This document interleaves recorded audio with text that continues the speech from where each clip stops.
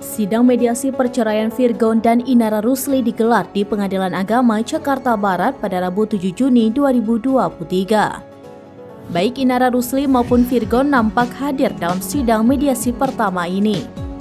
Sidang mediasi ini juga menjadi momen pertemuan pertama Inara Rusli dan Virgon setelah kisruh rumah tangga keduanya mencuat di sosial media.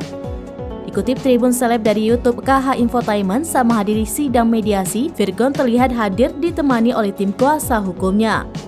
Ia hadir menggunakan kemeja berwarna hijau army, lengkap dengan kacamata dan penutup kepala.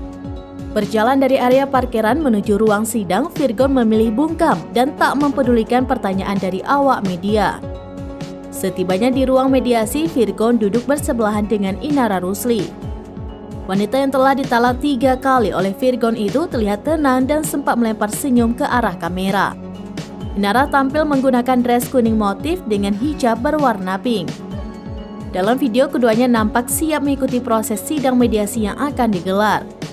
Sebelumnya, Inara Rusli sempat menuliskan doa sebelum hadir di sidang mediasi pada hari Rabu ini.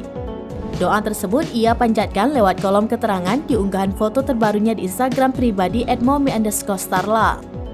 Inara Rusli terlihat mengunggah foto dirinya sedang memejamkan mata saat menghadap kaca jendela. Ia menuliskan caption meminta pertolongan kepada Sang Pencipta.